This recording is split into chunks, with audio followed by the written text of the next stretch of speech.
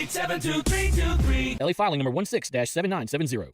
WNXX Jackson, KNXX Donaldsonville, and WDGL HD2 Baton Rouge. This hour brought to you by Spencer Callahan Injury Lawyers. LA 21 12681. Offices in Baton Rouge. Now, The Hunt Palmer Show. Waiting to rise again. You're listening to The Hunt Palmer Show. Brought to you by Quirks, Cajun fried fish and shrimp on 104.5 ESPN Baton Rouge. This is the moment you've all been waiting for. Locking down the middle of the day. Live from the Mercedes-Benz of Baton Rouge studio. This is Hunt Palmer.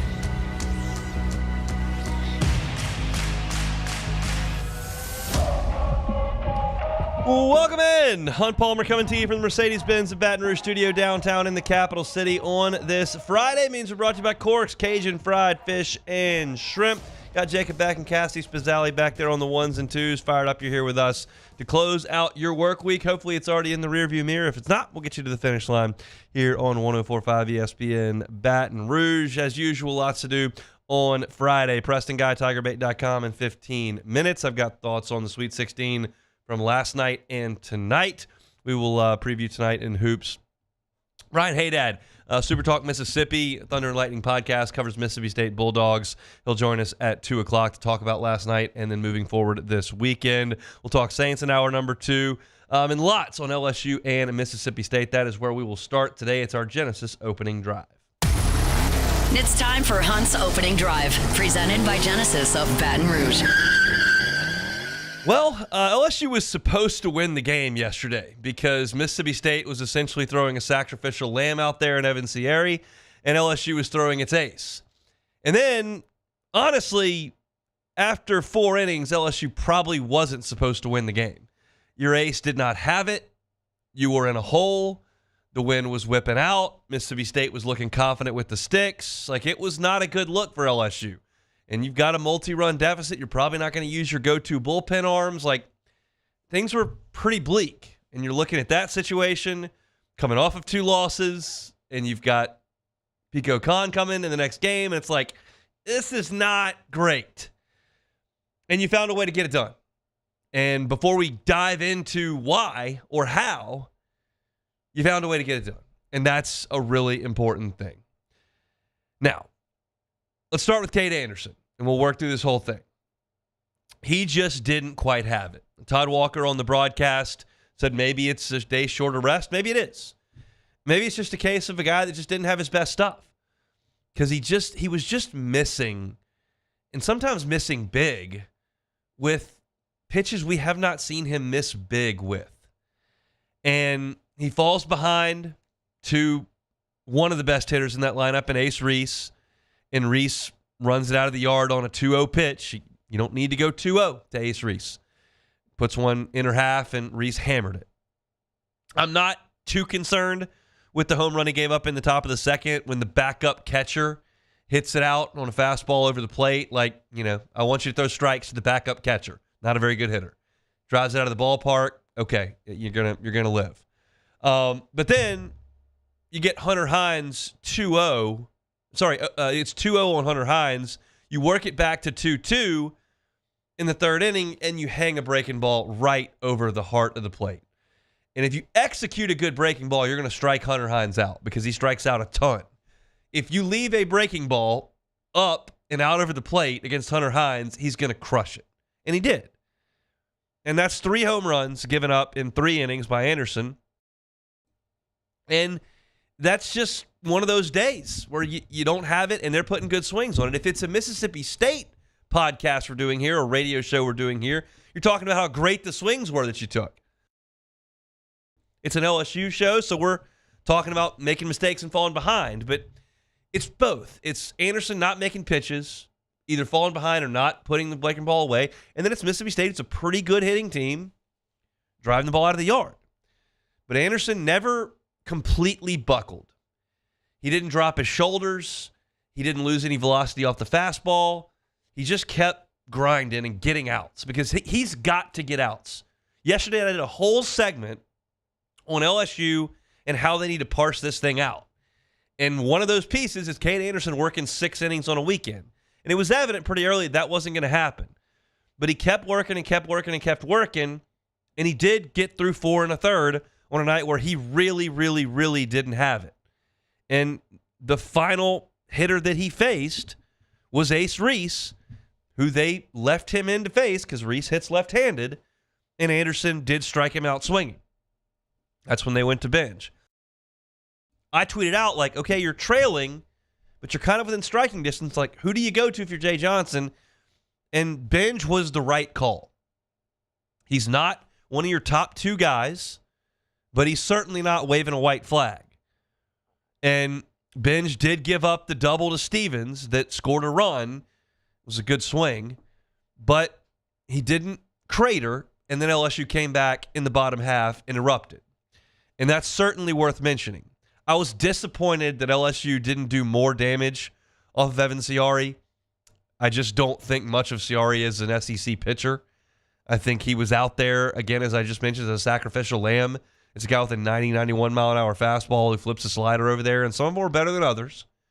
But, like, that's not a legit dude, and LSU let him kind of get going a little bit. But you knew, while Ciari was dealing, that, hey, he's going to have to come out eventually. And, okay, that puts some pressure on the coaching staff at Mississippi State. And Chris Lemonis, like, how are you going to handle this? Because you got to get a lot of outs. Do you want to use your key guys? A lot of baseball left. And in the bottom half, you saw walk to Curiel, walk to Jones. That's a no. Because at that point, the score is, make sure my math is right, 6-2. Okay. And you walk the first 2 guys. And then Burns goes to a 3-ball count to Dickinson. And I will say this. I was a little cranky that Dickinson swung at what would have been ball 4 and fouled it off. And then he swung at what would have been ball 4 again, but he hit it over the fence. So I'll take that 3-run shot, even though it was up and out of the zone. That is really encouraging to watch Daniel Dickinson take a pitch up in the zone like that at 95, 96, and hammer it out of the ballpark. That is the pitch I'm talking about preseason when I hammer the drum like I just am going to pump the brakes on Dickinson for a second until I see it in the SEC. Because I know the tools are there, and I know what he did at Utah Valley, but this is a different sport than Utah Valley plays. Okay? And he's adjusting. Like, he's doing it great. And that is a huge thing for LSU. Because he crushed that ball up above the letters at 95, 96. And that's a pitch that a guy who crushes Utah Valley conference pitching will struggle to get to in the SEC if he's not adjusted well. And Dickinson is. And it's perfectly fair for you to say, well, you're stupid to question. He's a Team USA guy. He put up monster numbers. Like, he's going to be fine. But he wasn't fine on the Cape, and he wasn't great in the fall. And that told me, like, let's just see. We're seeing now. I didn't say he wasn't going to be any good. I said I want to see. We're seeing. Big swing. You know who I didn't need to see from this year? Stephen Milam. And he's awesome. Josh Pearson, left on left, singles right after Dickinson, and then Milam hits the home run to take the lead. And at that point, the entire thing flips. Because Jay Johnson goes from, okay, Benj is in there, like, what do we do? Do we stretch him out and burn him? Like, do I go to Maverick Rizzi, who had gone down to the bullpen? Like, how do I play this trailing? You get a lead, bring in the horses. And I used plural there, didn't need plural. Because you've got 2 guys on the back end of that bullpen who are stretched out and ready to eat up innings. You had one of those last year in Herring, and he was nails. You have 2 now. So when you get an opportunity to win an SEC game on the weekend, the first time that opportunity presents itself, Thursday, Friday, Saturday, Sunday, whatever, get them in there. Eat outs, because those wins are gold. And you go to Zach Cowan, and he's just brilliant. Brilliant. And he just makes it look easy. It's got a lot of vibes to, I think, some names you'll recognize. I could dig a little bit deeper, but I know y'all don't grind a lot of other SEC teams. But, like, Chris Cotton made it look that easy. It was an easy wind-up. Now, he didn't throw as hard as Cowan does, but, like, Cotton's 86 is kind of what Cowan's 90 is right now. It's you slide it up 8 years, and it's kind of the same thing. Actually, Cotton was back in 2013, so it's been 12 years. That's hard to believe. It's kind of the same type deal, but the changeup so good, and he flips the breaking ball over there, and he's always ahead. A lot of weak contact, get the strikeouts. And a guy that I would bring it back to modern times was last year in College Station with Evan Oschenbeck. Like, the SEC is just littered with dudes that throw 97 miles an hour, littered with them. And Oschenbeck wasn't that, but A&M just handed him the ball late in games, said, hey, I need 7 outs. He gets 7 outs. And he was never a huge pro prospect, and he was always consistently in the zone, and he threw a bunch of changeups, and he was great. And that's what Cowan is giving LSU. It's such a weapon, such a weapon. And Zach Cowan's line last night is just sparkling. 4 innings, 1 hit, no runs, 0 walks, 7 strikeouts. He threw 59 pitches, and 40 of them were for strikes. And it's amazing because Mississippi State was so locked in on Anderson. A left-hander throwing 95, 2 different breaking balls. First-round stuff. I mean, you heard Kylie McDaniel on the call if you didn't go to the game. Kylie McDaniel saying, yeah, he's looking, 10 to 25 in this draft. Like, that's what they think of Cade Anderson. Zach Cowan's name is not going to be mentioned like that. Mississippi State was all over Anderson. Cowan comes in, they've got no shot. LSU wasn't great last night, but they did enough to win. And this offense is legit. This offense is going to score a lot of runs. They've got a couple of stoppers in the bullpen, and that's going to be enough to win a lot. I'm probably going to – I want to see how this weekend plays out, and we'll talk more about it down the road. But when I say down the road, I mean in this show and then tomorrow. But I'm starting to frame my opinion on LSU's pitching staff based on the context of the SEC as a whole instead of just what LSU's doing, because it feels like 8-6 is the new 5-3. Now, I'm not going to stamp that right now and say for sure I want to watch another week of SEC baseball, but you're just not seeing a lot of 3-1s. You're not seeing a lot of 4-2s. You're seeing a lot of 8-6s. And I realized that last night LSU threw Cade Anderson and Mississippi State threw Evan Ciari. And I realized that when Liam Doyle pitches for Tennessee, it's usually not 10-8. So it's not a uniform statement based on the entire league, but I'm just telling you that, like, this is a very offensive sport. LSU's offense is really good. The pitching just needs to be good enough to win the games. I'd love to have Skeens out there. But every once in a while, your ace is not going to quite have it. That's just, Jay Johnson said this in the postgame last night. He said, look, I've coached a lot of pitchers that pitch in the big leagues, and they don't have it every night in college. Skeens is different. And Cade Anderson didn't have it last night.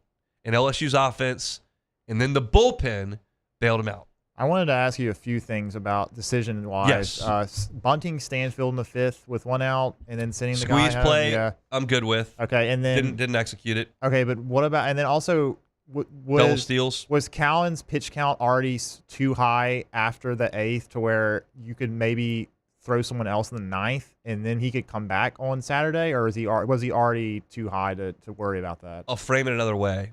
Who do you want out there with a 2-run lead? Well, I understand, but I just wonder if you could throw someone else and then have him for Saturday. No, the important thing is you have to win that game. You have a 2-run lead in the 9th. You have to win that game. Okay. So last week that discussion was good because it was 8-2. Yeah. So it was a 6-run lead. We had that discussion. 2-run lead. Everything you got to win that game. Let's get to Preston. We'll talk about this later. I don't love the first and third play that LSU's running a lot in the instance that they're running it. I like to do that when you're ahead and you're cushioning the lead as opposed to you're behind and you're giving away an out. Yeah, and Stanfield's been swinging it pretty well. So we'll talk about some of that in later on. But let's get to Preston, talk some football. That's next. The Hunt Palmer Show. At Bayou Automotive, we believe in a sales process that puts you first. We want you to experience an easy purchase with clear pricing and great service. Let Bayou Ford and Bayou Chrysler Dodge Jeep Ram be your trusted partners in finding your perfect vehicle. The crew at Bayou Automotive is going to do right by you.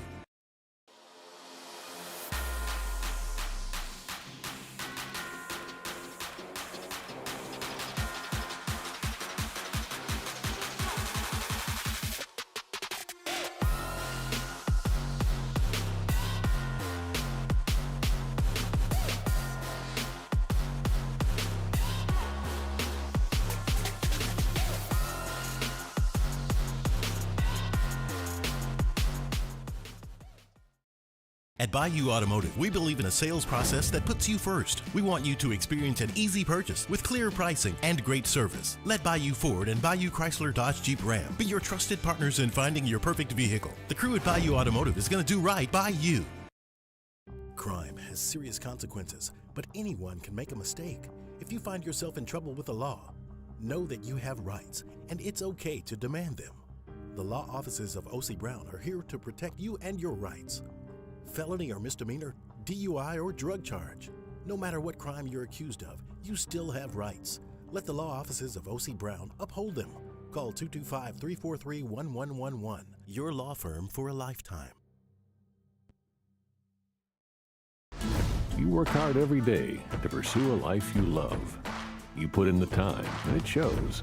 You're forging ahead, chasing a dream, creating something better for the ones you love. You're building your own life, so why not build your own tractor? With John Deere tractors and attachments for almost any need, the Sunshine team can help you do just that. Check out our current promotions and learn more about what it means to be powered by Sunshine at sunequip.com. Men, age is just a number. Don't let it dictate how you feel. Goodwood Men's Sexual Wellness has anti-aging services that can help you look and feel your best. Visit yourgoodwood.com and discover a renewed sense of vitality. At Ochsner, we know healing is a team sport. That's why we've partnered with world-renowned orthopedic surgeon Dr. James Andrews to create the Ochsner Andrews Orthopedics and Sports Medicine Institute. Whether you're a professional athlete or a weekend warrior, our team of specialists are dedicated to getting you back in the game. So whatever your reasons are for reaching your personal best, we've only got one: you. Ochsner Andrews Institute. Long live you. Family owned and community driven. Service Chevrolet Cadillac, a legacy you can trust since 1972.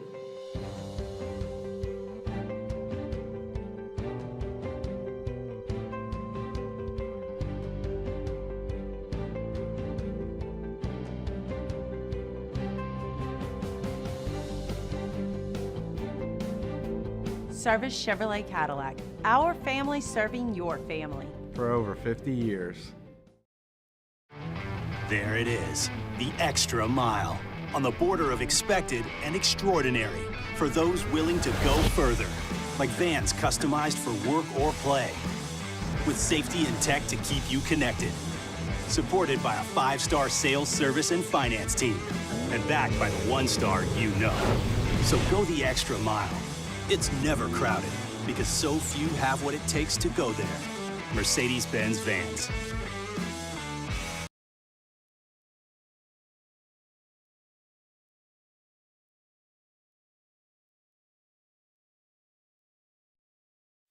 You're listening to The Hunt Palmer Show, brought to you by Corks, Cajun Fried Fish and Shrimp.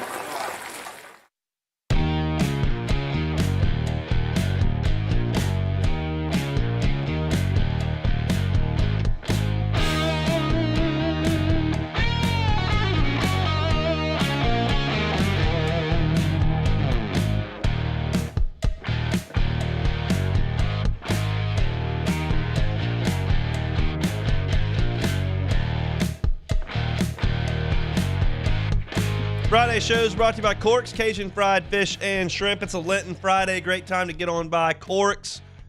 Grab some crispy fried catfish, jumbo Gulf shrimp. Get the combo plate. You can do it po' boy style. They got the crispy shoestring fries as well. I do know that right down the hall, Cade Wassan had lunch at Corks earlier today. He was raving about the bread pudding. Said it was phenomenal. So get on by and check out our friends at Corks. They're on Government between Foster and Jefferson. Fantastic Lenten Friday option. Really fantastic option whenever you're looking for a bite to eat. CorksFishandShrimp.com. Preston Guy, TigerBait.com, joins us now on the Jim's Firearms Hotline. Preston, happy Friday to you. How are you? How's it going? Going quite well. Let's talk some wide receivers. I'll leave it open to you. Anything that stood out the first 2 weeks of spring out wide? Yeah, I mean, that's a stacked room. Certainly the noticeable talent difference from this year to last year is there. Aaron Anderson, of course, looks good, and he's probably your best receiver from a year ago. I know some people will sit there and say Kyron Lacy, but I think Aaron Anderson was your best receiver most consistently last year. And, it's not even a surefire thing that he'll be your number one this year, Nick Anderson, they're slowly working him out there. I think that, maybe that's to be expected given he's coming off a, major injury and you have a stacked room outside him. But Barry and Brown looks really good as well. I mean, Xavion Thomas, they're working him in there in a lot of interesting ways. And, to complement the receiver room, you've got two very good receiving threats at tight end. So I think that your receiving options for Nussmeier, even despite losing Mason Taylor, which I'm not saying that either one of the new tight ends are going to be the complete player that Mason Taylor was, but I do think Trey'Dez Green is a little bit better of a receiver. I think it's a really good room we're looking at there. Yeah, I mentioned, and this kind of dovetails both those two together. I mentioned on the show earlier this week, and then I wrote a column today that talked about the tight end production, how I think it's not going to take a drop with the combined effort of Trey'Dez Green and Bauer Sharp into what Mason Taylor brought LSU last year. And part of the reason I like the tight ends is because when you add Barry and Brown, hopefully a healthy Chris Hilton, and Nick Anderson to the wide receiving core, you've got more deep threats, which I think relaxes the defense and will allow those tight ends to do a little bit more efficient work than that crammed-in offense of last year, right? Yeah, and look, I'm glad you mentioned Chris Hilton because I didn't even forget. I forgot to mention him completely. Hunt, one day people are going to believe us when we talk about the legend of practice Chris Hilton. I know. Like, he's so good. He's so good at practice in meaningless bowl games. It's unbelievable. He actually probably looks like your best receiver out there. In fact, I don't know if you remember on one of the Saturday practices, he absolutely leaped over one of the defenders. I want to say it was Jakeem Jackson for an best grab of practice. No contest. So, yeah, no, definitely deep room. And I definitely like your angle you're taking there between Bauer Sharp and between Trey'Dez Green. They'll be able to provide what you got out of Mason Taylor. Of course, they're probably going to run a lot more 12 formation. That means two tight ends out there. The other thing is they're looking to get crafty at tight end as well. I've noticed a lot of just interesting little, reverses and little bubble screens that they're setting up. Just creative ways to implement those two into the passing game. You mentioned that 12 personnel. Do you like it? I do like it, particularly if it can be used, if you have one that can be used dynamically to help with the run game, right? I think that's a certain bit of physicality that LSU lacked last year. That being said, look, if you're opening up after a kickoff and every formation is 12 formation on your own 25-yard line, I think your offense needs to get a little more dynamic. I mean, you have more than three receivers you can roll out there. Let's make sure we're not using, two tight ends on the field when you're looking to spread them out and get aerial. Like, let's put Barry and Brown, Aaron Anderson, Nick Anderson, and healthy practice Chris Hilton out there and see what you get. I think that's the thing I don't like about the 12 formation is if it becomes the dominating unit of your offense and you're keeping talented receivers on the bench because of how much you like them. We talk about system players that are only productive because they've been plugged into this system. What about the inverse of that? Guys who weren't as successful because the systems they were in were so bad. And I think about Barry and Brown and Bauer Sharp last year, and two of the worst passing offense quite literally in Division I, specifically the SEC. Do you think that there's more that LSU can and will unlock with those two guys now that you've got a functional quarterback and system that I think I looked this up correctly? LSU's thrown for more yards per game than anybody in the country the last 2 years. Is that real? Well, I mean, I guess Jaden Daniels is probably doing a lot of he's part of that. with it. Yeah, so I mean, that checks out. But yeah, no, for sure. I mean, Bauer Sharp, by the way, didn't put up a bad season for OU. I think I remember looking at about 650 yards. It's obviously been a couple months since I looked at those stats, but in that offense, I mean, that's pretty impressive. Now, I'll say this. I think where he's going to be limited is he's going to have to, they're going to have to share the wealth with him and Tradez. And I don't think Tradez is going to be your second target at tight end. There's a few other players that come to mind when you mention that. Is it fair to go to the defensive side of the ball? Or is that sure, fire away. The one I'm hoping that fits that description is Jack Pyburn. He looks really physically sharp out there at edge. And I'm hoping, that was the guy where he came in and said, I really like his film. I don't know where he's going to play, but that guy lowers the shoulder. He plays physical. He makes plays even when his name isn't getting called out. He's the one who took on that blocker, and I think he had 40 some odd tackles. Nothing that really exploded on paper a year ago. I'm really hoping that a position swap for him. And look, receiver's a really good room. Edge rusher might be your one other room that's actually better than receiver. I'm really hoping that a position swap for him will really make his impact be noticed more on paper, not just, on film. And I can't vouch for this for sure. I don't have the statistics in front of me, and certainly I'm not going to go back and watch every Florida snap from last year. But based on some of the guys that have come on from Florida that have talked on this radio station since Pyburn came over, they took him off the field on third downs a lot last year. Now, whether that's because maybe that's because they've seen him in practice and he doesn't rush the passer well at all. Or what we can't be argued is it doesn't appear that he was given a chance to really rush the passer last year. So hopefully, because Kevin Peoples' expertise there, he unlocks another level to his game, and that's where it shows up statistically. Yeah, that's kind of the hope there. Now, look, I could be dead wrong, and maybe Florida had him build the right. It's really hard to tell until you get a really good. We'll get an open practice where we get a decent look, but.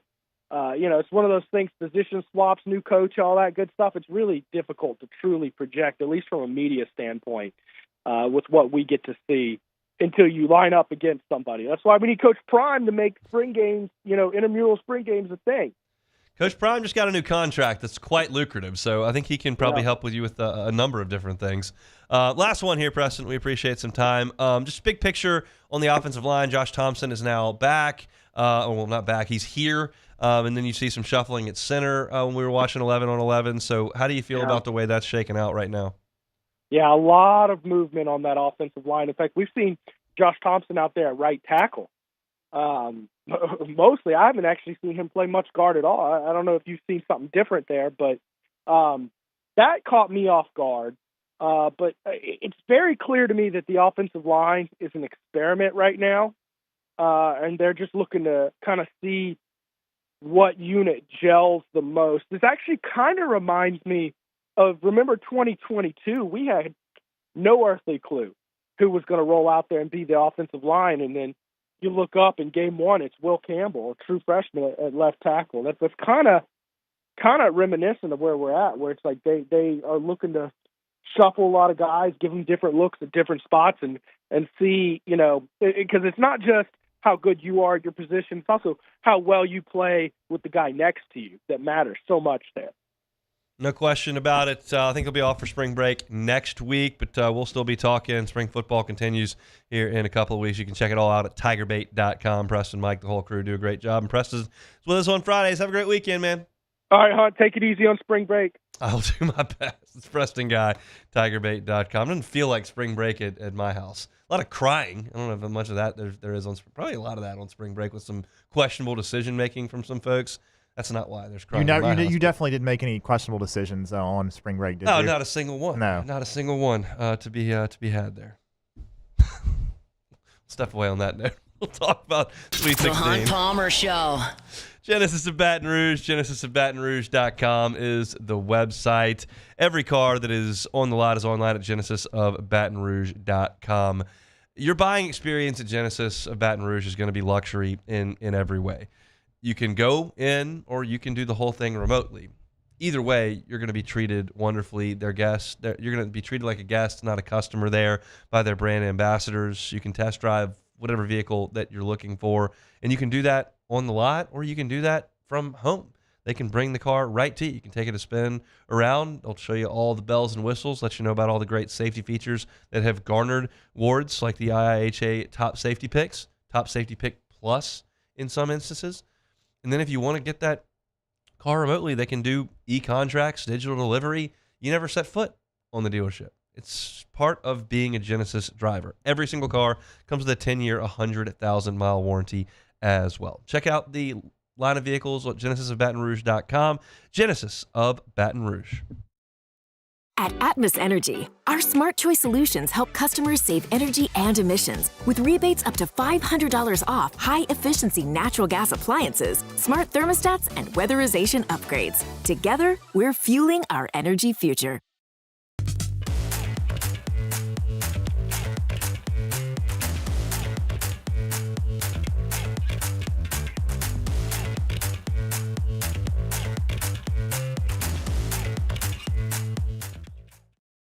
ED, low T, or simply seeking to optimize your health and performance? Goodwood Men's Sexual Wellness offers a range of discreet services to address your specific needs. We empower men to reclaim their health and confidence. Visit yourgoodwood.com.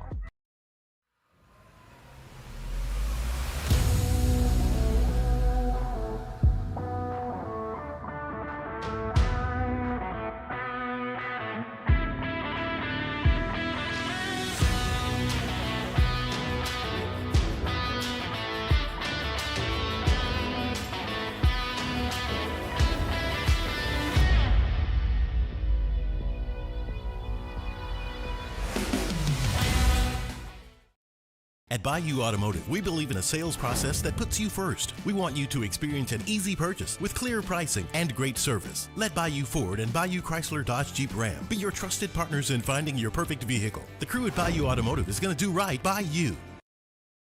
Jerry and Benny Payne began Central Plumbing Company out of their driveway in Tanglewood subdivision. 50 years later and 4 generations down the road, we continue to serve Baton Rouge and the surrounding areas for all of their plumbing needs. Residential, commercial, industrial, or hospitality, Central Plumbing is here 24/7, 365. We want to thank our customers, family, and friends for 50 years of success. And looking forward to 50 more. At Auctioner, we know healing is a team sport. That's why we've partnered with world-renowned orthopedic surgeon Dr. James Andrews to create the Auctioner Andrews Orthopedics and Sports Medicine Institute. Whether you're a professional athlete or a weekend warrior, our team of specialists are dedicated to getting you back in the game. So whatever your reasons are for reaching your personal best, we've only got one: you. Auctioner Andrews Institute. Long live you. At Bayou Automotive, we believe in a sales process that puts you first. We want you to experience an easy purchase with clear pricing and great service. Let Bayou Ford and Bayou Chrysler Dodge Jeep Ram be your trusted partners in finding your perfect vehicle. The crew at Bayou Automotive is going to do right by you.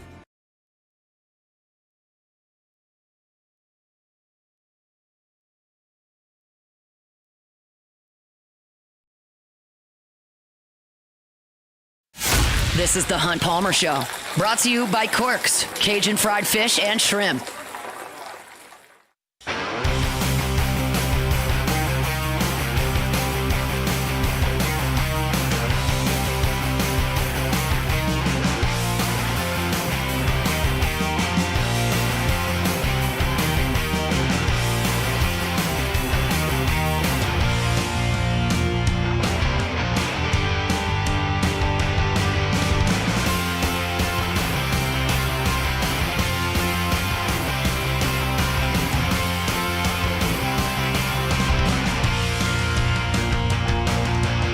All right, a lot of basketball last night in the Sweet 16. SEC teams very much involved. My takes were 2 for 4. I thought that BYU had a real chance to outscore Bama, and BYU did score a lot of points.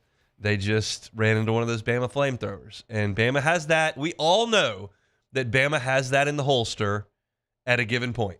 We saw it in the PMAC like 4 years ago. I distinctly remember sitting right there near the LSU bench watching Bama just make 100 threes in a row. And they can do that. Now, they set records last night, so it's not exactly the same, but on a given night, you can catch Bama where there is not a team in the country that can stay within 10 points of them. That's just the nature of that style of offense. Now, you can also catch them on a night where they go 4 for 31 from 3, which doesn't happen but like once a year, but it's out there, and they can't do anything. But last night, BYU ran into the flamethrower, and they gave up 25 threes.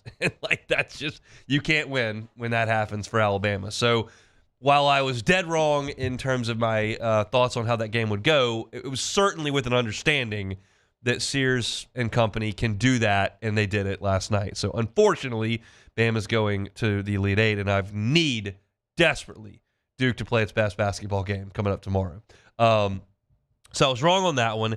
Maryland, Florida, I handicapped exactly right. I thought that Maryland was talented enough to stay in the game early, but that Florida's depth and just quality of play on both ends of the floor would wear Maryland out. And you're talking about a second half that Florida won 47-33. They won the second half by 14 points. Like, it's no surprise that Florida's bench outscored Maryland's bench 29-3. That's what we expected, but it was the second half where Maryland just didn't have the dudes. And then you get Willard up there at the podium after saying, I don't know what I'm going to do.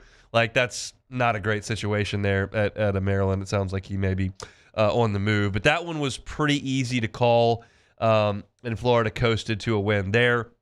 Arizona and Duke, I thought that Caleb Love was going to have to be awesome for Arizona. Caleb Love was awesome for Arizona. He ended up scoring, I didn't have it written down, but I think he scored 30 in the game. But Cooper Flagg was just sensational. Knipple gets 20, never misses from the free throw line. Like, Duke in the game, for the game, shot 60% from the floor and 58% from 3. They run good stuff. They've got the best playmaker in college basketball. They're just so talented, and they're one of the few teams in the country, maybe the only one in this year, that can take their freshmen, and those guys are already ready to go out there and dominate because they're just that much better than the rest of the talent. And so I thought that Arizona was good. I thought their best player was going to have to be great.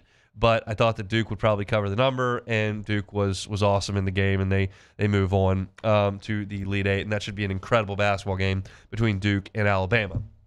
Arkansas, Texas Tech is the one I want to actually spend more time on because Arkansas led by 16 points in this game in the second half, and they just couldn't get to the finish line. And there were a couple of things late that I just did not like at all. One comes when Arkansas's got an 8-point lead with just over 3 minutes to go. And John L. Davis, who had a great game, takes a 3 early in the shot clock with 3:11 on the clock, up 8. And he misses it. And Trevin Brazil rebounds it. And so you've now got a fresh shot clock with just over 3 minutes to go. And DJ Wagner shoots another 3 5 seconds into the second shot clock and misses it. You've got to run some clock. You can get that 3 later in the shot clock. If Steph Curry wants to pull the trigger on that, okay. If Kobe Brea from Kentucky, who shot 50% from 3, wants to take that shot, okay. And I'm not advising up 8 with 3 minutes to go that you completely stop trying to play offense. But that possession specifically, I did not like. Now, Cal's catching some heat for not fouling up 3 when Texas Tech tied the game with 9 seconds to go. That is ridiculous because they took the ball with 20-plus seconds on the clock. You can't foul at that point with 9 seconds. Like, that doesn't do you any good. That actually hurts your chances of winning if you stop the clock there. Arkansas defended, did a good job, and Texas Tech hit the shot. Here is a huge beef I have, though. And I will hear the other side, but I've got beef. Texas Tech hits a 3 to tie the game with 9 seconds to go and immediately calls timeout. So Arkansas's got 9 seconds in the ability to set up. And John L. Davis has scored 30 points in this game. 30. and he doesn't get a touch. I don't like that. That's your guy in that moment. He's feeling it. We know basketball. There's guys that get hot. Give him the ball. He's 30. And instead, you let DJ Wagner go. And look, here's the other side. I'll hear it. I don't agree. I will hear it. All year long, DJ Wagner's been their guy to go get a basket. He's their best off the dribble guy. It's a tie game. They're not going to foul. Like, I get it. I understand that part. I disagree. Give me John L. Davis with a touch on the basketball. And they didn't do that, and I disagree. And so, look, you got beaten overtime. Arkansas was resilient. That's a stinging loss of a 16-point second-half lead and let it get away, especially against a team that doesn't have its second leading scorer on the floor. But a remarkable turnaround by Arkansas, just a gutting finish to how it goes. And I was thrilled because I'm not pulling for Arkansas to move on any further. But I thought that was the most interesting game. The other ones weren't nearly close enough, but there were some tactical decisions that I didn't believe in that Arkansas went to, and it may or may not have cost them, but they certainly didn't win the game. So, Beck, I've gone on long enough. I know you watched a little hoop last night. Any of what I've said ridiculous? I mean, in that instance, just candidly, like for Arkansas, do you go to the guy you've gone to for 5 months, or do you go for the guy you've gone to for 2 hours? It's hard. I don't know. I mean, you just look at he had 30. He wasn't very efficient. He was 8 for 22. So it's not like he was making everything he was taking. That's fair.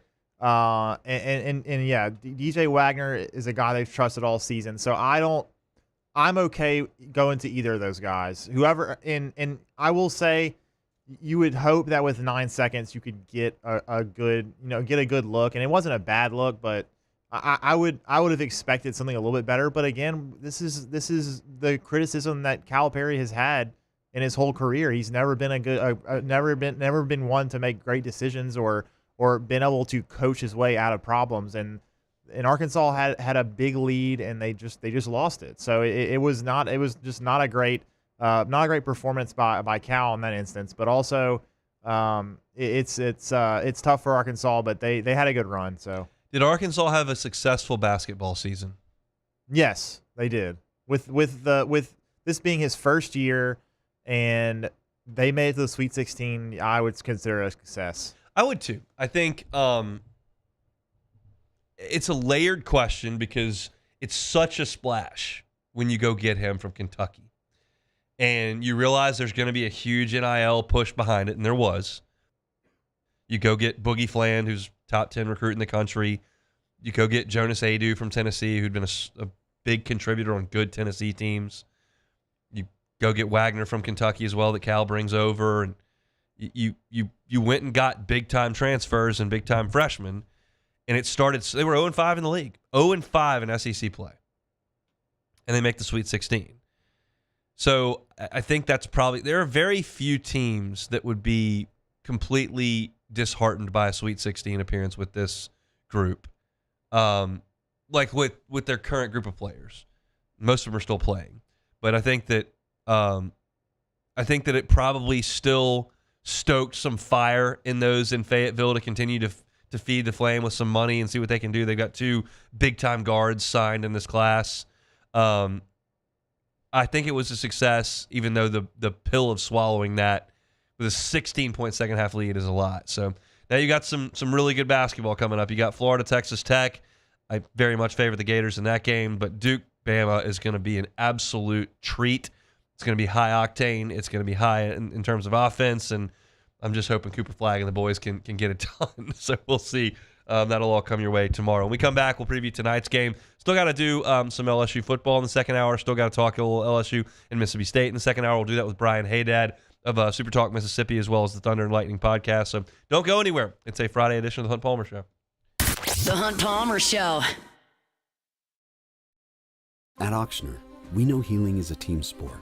That's why we've partnered with world-renowned orthopedic surgeon Dr. James Andrews to create the Auctioner Andrews Orthopedics and Sports Medicine Institute. Whether you're a professional athlete or a weekend warrior, our team of specialists are dedicated to getting you back in the game. So whatever your reasons are for reaching your personal best, we've only got one: you. Auctioneer Andrews Institute.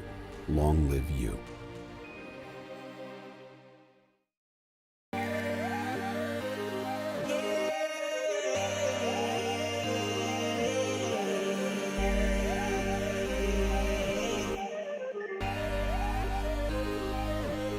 You gotta believe in a dream.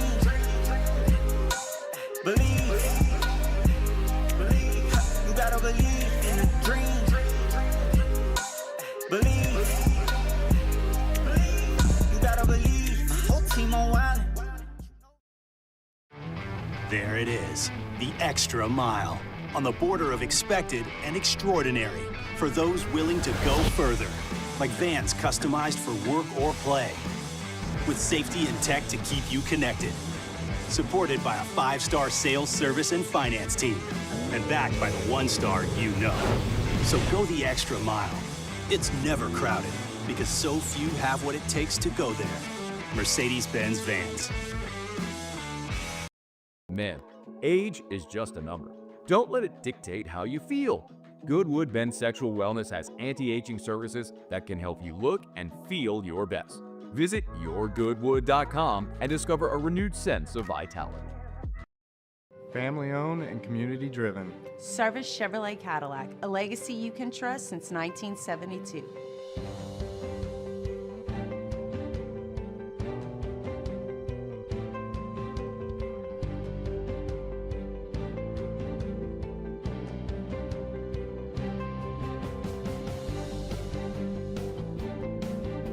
Service Chevrolet Cadillac, our family serving your family. For over 50 years. Crime has serious consequences, but anyone can make a mistake. If you find yourself in trouble with the law, know that you have rights, and it's okay to demand them. The law offices of O.C. Brown are here to protect you and your rights. Felony or misdemeanor, DUI or drug charge. No matter what crime you're accused of, you still have rights. Let the law offices of O.C. Brown uphold them. Call 225-343-1111. Your law firm for a lifetime.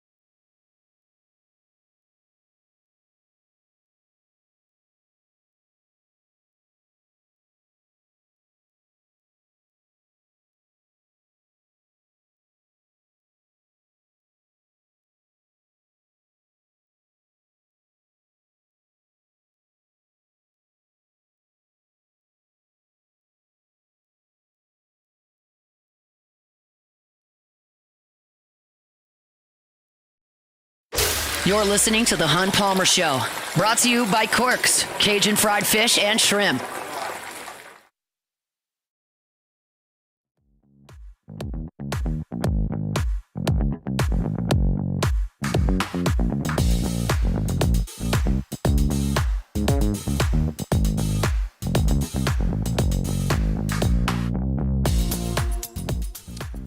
All right, tonight's action in the Sweet 16, one all-SEC game, but 3 SEC teams in total are playing.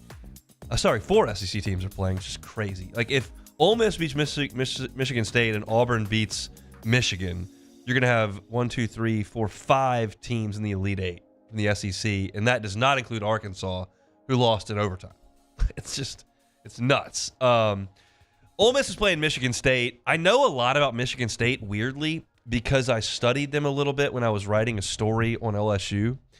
And Michigan State was one of, at one point, 4 teams in the Power 5 that shot threes worse than LSU. I was like, are you serious? Well, then how are they any good? Well, it's pretty simple. They don't shoot very many.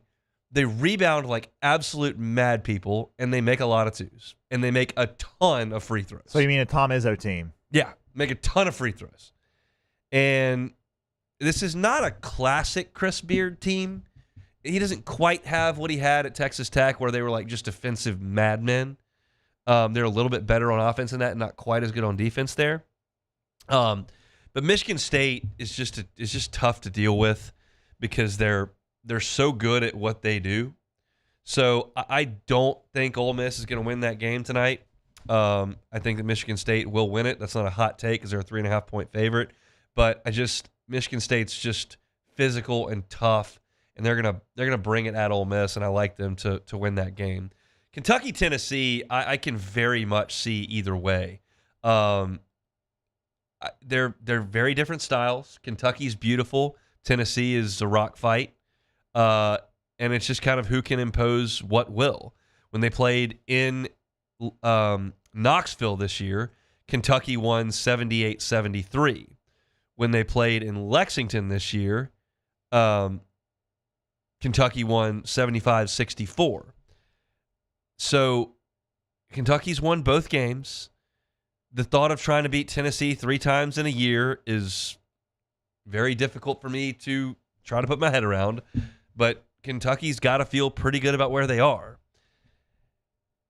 Rick Barnes prides himself on defense, and they've allowed Kentucky to score 78 and 75 in these 2 games. And Tennessee's better when they hold teams in the 60s. Like that's the style of game they want to play. I mean, yeah, you can get Chaz Lanier and Zakai Ziegler going, and they can score some points, but they'd really rather win on defense with their offense doing enough. Rick Barnes is still trying to beat down that door to that elusive Final Four that Tennessee has never made it to. And you hate to say it, and I saw Wes Rucker tweet this and write a column about it. Like, these next 3 days are the biggest days of Rick Barnes' Tennessee coaching career, because he has the team that everybody thinks is good enough to win a championship, and he's never knocked down that door. So can you beat Kentucky, who you're favored over, to advance to the next round? And then if you can do that, do you have enough in the tank to beat Purdue and Houston, who kind of play your style? Tennessee's a 4.5-point favorite here. If they lose this game, you're going to have a very upset orange-clad fan base in Knoxville. Very upset. Because they're done winning a bunch of games in November. They're done finishing second in the SEC. They're done looking at 2 and 3 seeds. They want to get to the Final Four. They haven't done it. And they're as good as anybody in that bracket. But they're going to have to keep up. And Kentucky fans are feeling real good about themselves, and that is going to be ridiculous environment tonight in Lucas Oil Stadium. Because Kentucky and Tennessee are both going to bring 20,000 people into that city. It's close enough. Those fan bases are big enough. It's going to be wild in there tonight, so I can't wait to see that. Michigan and Auburn. Michigan's got 2 7-footers. That could, potentially give Janai Broome a little bit of trouble. I like Auburn's guards a ton in this game, though. Chad Baker-Mazara is really good. I think Auburn is just fine in this game. There's a reason they're 8.5-point favorite. I think they'll cover that number. I think they'll win that one pretty easily. As far as Purdue and Houston goes, that's going to be a rock fight. That's probably going to be played in the 60s. And because it's going to be played in the 60s, I think it'll be really close. Painter's a great coach. Sampkins a great coach. Houston's probably got a better team. But I think because you're going to play this thing 68-66, it's going to be close. It totals only 133. Yeah, which 68-66 is just over that. So nice call by me. But I think that's going to be the game of the night in terms of competitiveness. Even though I can see any of them being competitive, I think Purdue and Houston's going to be really, really good. So excited to watch. I'm curious to see how many SEC teams can get to the finish line. I'm really only concerned about Duke beating Alabama at this point. The rest of it can fall wherever it may. But it should be a pretty good evening of viewing. For those that are curious on times, 6 o'clock for Ole Miss, Michigan State, 6:30 for Kentucky, Tennessee, 8:30 for Michigan, Auburn, and 9:09 for Purdue and Houston. And while we're on that and have about a minute and a half left till break, The fact that the game last night, the game last night that was played in New Jersey, that Duke game, the second half of that game, New Jersey time, started at 11:20. Yeah, that's a bit. That's just stupid. Yeah. Like, I know how time zones work. I know how the U.S. population works. I know if you start early, the people in California are still at work. But starting a second half at 11:20 p.m. is dumb. Yes. We had 16 teams left. We're playing at 4 different sites. Let's get this figured out to not play at midnight on a Thursday. Yeah. Just my 2 cents. All right, that's it for hour number 1 here on a Friday edition of the Hunt Palmer Show, brought to you by Cork's Cajun Fried Fish and Shrimp. Missed any of it? Catch it on demand wherever you find your sound. Hunt Palmer Show. You can also find us Hunt on LSU or Hunt on Saints. Both of those channels, 100% football all the time. So if you want your LSU football fix, Hunt on LSU. Want your Saints football fix, Hunt on Saints. We got to talk some Saints in hour number 2. We also got to talk some LSU baseball against Mississippi State as they'll do battle in game 2 at 6:30. To kick that discussion off, we're going to go to Brian Haydad of Super Talk Mississippi and the Thunder and Lightning podcast. We'll join him at the top of the hour after Sports Center. Hope your Friday's going well. Come back with us on the other side. Friday edition of the Hunt Palmer Show. The Hunt Palmer Show. Highland Insurance Group, HighlandIG.com is that website. If you're a business owner and I say EPL insurance, do you have an idea of what that is, what it covers? If I talk about D&O, is that something that you're well aware of? What about cyber limits? Do you know what your risk is from a cyber perspective? If these are things that you're generally aware of but not certain how your policy might respond to them, contact an expert. The Highland Insurance Group is full of experts. They're an independent brokerage, which means they have dozens of contracts with different carriers. They can make sure your commercial insurance is placed properly with the proper coverages at the right price. Premium's always going to be important. They understand that, but the coverage is the foundation of what you're doing in insurance. The Highland Insurance Group knows that, and they can help you with it. Check them out online at HighlandIG.com. It's the Highland Insurance Group right here in Baton Rouge. They're online. HighlandIG.com, HighlandIG.com. Family owned and community driven. Service Chevrolet Cadillac, a legacy you can trust since 1972.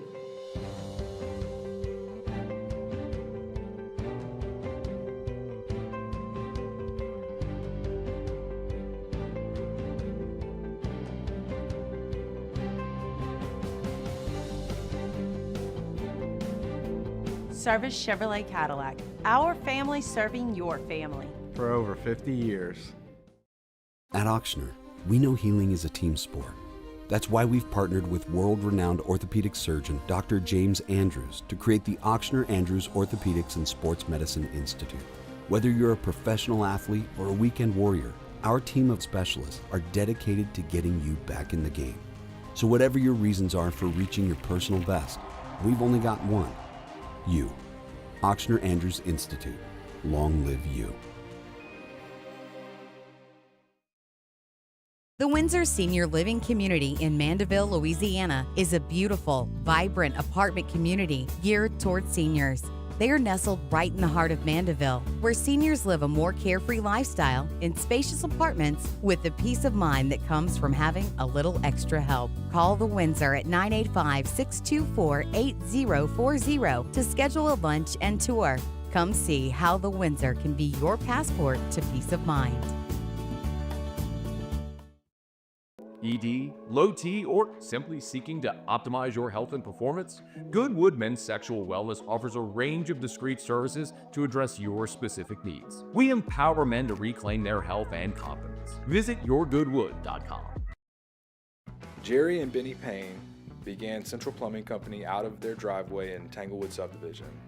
50 years later and 4 generations down the road, we continue to serve Baton Rouge and the surrounding areas for all of their plumbing needs. Residential, commercial, industrial, or hospitality, Central Plumbing is here 24/7, 365. We want to thank our customers, family, and friends for 50 years of success. And looking forward to 50 more. At Bayou Automotive, we believe in a sales process that puts you first. We want you to experience an easy purchase with clear pricing and great service. Let Bayou Ford and Bayou Chrysler Dodge Jeep Ram be your trusted partners in finding your perfect vehicle. The crew at Bayou Automotive is going to do right by you. Crime has serious consequences, but anyone can make a mistake. If you find yourself in trouble with the law, Know that you have rights, and it's okay to demand them. The law offices of O.C. Brown are here to protect you and your rights. Felony or misdemeanor, DUI or drug charge. No matter what crime you're accused of, you still have rights. Let the law offices of O.C. Brown uphold them. Call 225-343-1111. Your law firm for a lifetime. Gulf Coast Bank and Trust is giving our customers the power to bank anywhere, anytime during this challenging event. And we're right there. This is SportsCenter. I'm Doug Brown. Colorado football coach Deion Sanders gets a 5-year, $54 million contract extension that runs through 2029 and makes him the highest paid coach in the Big 12. The Buffaloes are 13-12 over his first 2 years, including a trip to the Alamo Bowl last season.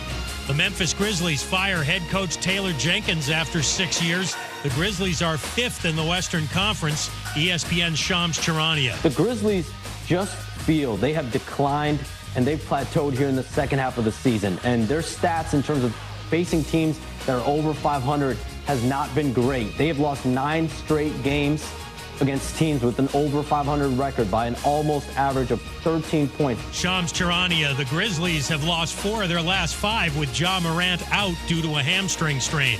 The men's Sweet 16 wraps up tonight with doubleheaders in Atlanta and Indianapolis. The women's Sweet 16 underway with an ESPN quadruple header. Right now, North Carolina leads Duke 13-9, early second quarter. Hey, it's your resident Super Bowl champ, Chris Candy, coming up Monday. We're less than a month away from the NFL Draft. I'll tell you which draftees I'm paying the most attention to. It's Unsportsmanlike, weekday mornings at 6, right here on ESPN Radio, ESPN2, and ESPNU.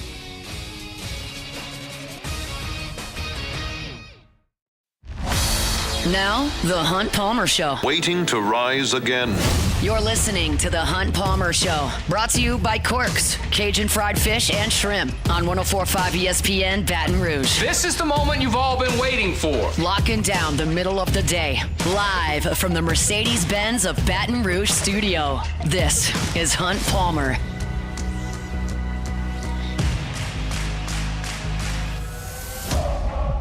Hour 2, Friday edition of the Hunt Palmer Show, brought to you by Corks, Cajun fried fish and shrimp, working towards the weekend. One more hour to go here for us. We'll get you to the finish line on this Friday.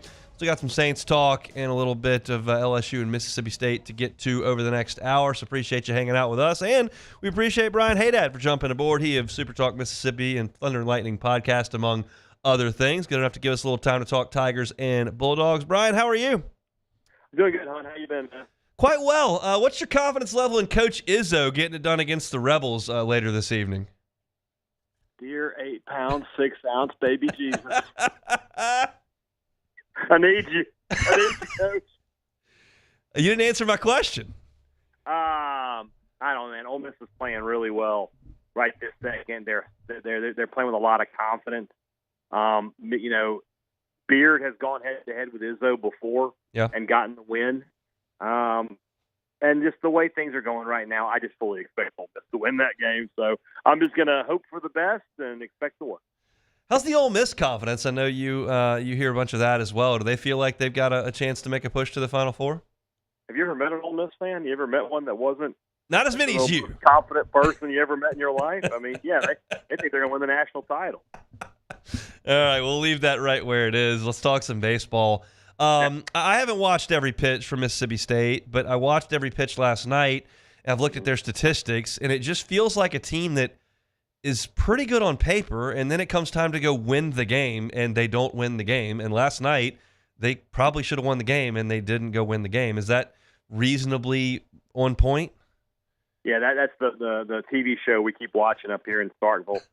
Really over the past 4 seasons, you know, ever since Mississippi State finally broke through and won a national title, it just has not. The program has just fallen off. This will be, you know, I think hosting is way out of the question now. It's more about just making the postseason. Well, that's 4 straight years without hosting for Mississippi State. You know, that stadium was built. That, you know, of a stadium was built to host postseason baseball. It's not. I say it's not built to be full in March. It's built to be full in June. And so, yeah, you look at last night, and I thought State was playing great baseball right until they give away the lead. And then even after that, State had scored in every inning going into the fifth. And then once LSU gets the lead, 12 of the next 13 batters just go down. I think it's one more hit the rest of the way. I mean, it was 7-6, and you scored 6 runs in 5 innings. I thought we were in for a 13-12, 14-13 kind of game between those two, and State just completely fell off. So they just don't do the little things well. I don't know how mentally tough they are. They don't have a guy like a Jake Mangum or a Tanner Allen to sort of drag them forward when they're down. And I think a lot of it comes down to coaching. With Lemonis, it just doesn't seem like he's a very confident coach right now. Well, Pico Collins should give some confidence. He's been great and outdueled probably a top 10 pick in Kyson Witherspoon up in Norman last week. What makes him so good, and how much confidence should State fans have in him on the mound tonight? This is the game I thought State could win, which was why giving away last night's game hurt so much. You had a real chance, I think, to win the series with Pico on the mound tonight, especially not matching him up against Anderson. I thought State really had a shot in this one. He's just been fantastic this year. Doesn't give away free bases. Doesn't, he's just had all his pitches working. He's taken a big step forward. He's a guy that we saw some flashes out of. He came back from Tommy John. You saw some moments here and there. He was good last year in the postseason up in the regional in Charlottesville, and you knew that he was going to be the guy who had the first crack at that Friday night spot. But, we've seen so many times the first guy out there on a Friday back in February isn't necessarily the guy who leads you into March and April when SEC play starts. But that's what Pico has done. He's been really, really good. They'll have a chance with him on the mound tonight because I believe he'll be good, but it's going to be coming down to their bullpen, and when he comes out of the game, can they hold on to the lead? Look, last night you knew that State was going to have to use a lot of pitchers. You didn't figure Ciari would go very deep into the game. He goes 3 innings and certainly gave Mississippi State every opportunity to win the game after those 3, but they had to use some pitchers after that. How do you feel like the State bullpen is set up right now with their ace going after yesterday's game? Well, you're hopeful, like I said, with Pico can give you 6 or 7 innings tonight like he did last week at Oklahoma. And if you can do that, you should be okay. But if he, can only give you 4 or 5 innings tonight, then it's going to be a real strain on this bullpen. There's just not a lot of consistency there in that group. The talent is there. You watch these guys. You've got guys who are throwing 95, 96. You've got some quality arms. But from the mental standpoint, from the do the little thing standpoint, they just don't do it more often than not. And that's why this team is in the position that it's in right now, 1-6 in the SEC. Defense was really bad in those 2 really bad years after the national championship. They cleaned it up a little bit last year, but this year it's been an issue, and we saw the short throw over to first base that got butchered last night. I mean, what has been the reaction to that? What have been the explanation from maybe Lemonis and the coaching staff as to why State simply is not playing defense at the level that it should? Yeah, State had 9 errors in 3 games last weekend. Yeah. 5 in the Saturday game. They lost 13-11. I think 5 or 6 of Oklahoma's runs were unearned. I mean, that's the ball game. You can't win playing defense like this. And you mentioned last year they really cleaned it up. Marshawn was really good at short. Damani Larry, so up the middle, they were really good. And they have just not been this year. They can't get second base settled. They've got a third baseman in Ace Reese, who's a great bat, but he's playing third base for the first time. I think he's done okay. And then behind the plate has just been a train wreck for State between Ross Highfield and Joe Powell. They've only thrown out 2 base runners all year. I think they have a combined 10 pass balls. They're just not good up the middle. And you know this. If you're not good at behind the plate, behind second base, and in center field, it's tough. It's really tough. And so when you talk to Lemonis, he'll say, they're good in practice, but it's not showing off in the games. It's just not a good defensive team. Brian Haydad's our guest, Super Talk Mississippi, Thunder and Lightning podcast, covering the Mississippi State Bulldogs. Let's talk some football. Brian, obviously Jeff Levy kind of fighting with one hand behind his back last year from a talent perspective, and then you lose your starting quarterback less than a month into the season. So what's this second spring kind of looked like? What are the vibes around Starkville right now? Well, when you look at this roster now, I feel like from a depth perspective, they're much better, right? They have, last year, you look on the 2 deep, and you probably had half of those guys didn't need to be playing SEC football. I mean, especially on the defensive side of the ball. You just had guys that had no business lining up and playing teams like Georgia and Texas. You just didn't. At least now I feel like the first 22, you've got SEC players out there. My concern with State is difference makers. Offensively, I think they'll be fine, right? With Levy, great coach. I thought State was better offensively as the year went along. They found some things in the running game. They got to replace all three of their top receivers, but Levy feels very confident in the group that he brought in from the transfer portal. But defensively, I just don't know if they have the difference makers. The thing with State is this. They can improve a lot on defense this year and still be bad. Yeah. They were one of the worst defenses in the country, one of the worst defenses in the history of the SEC last year. I brought this stat up a couple times on Sports Talk where the gap, State was 16th in total defense, Florida was 15th. The gap between those two schools was the same as the gap between Ole Miss and Florida, and Ole Miss was third. That's how big a gap we're talking in just yards per game. They gave up almost 500 yards per game last year. So they can be a lot better and not be any good.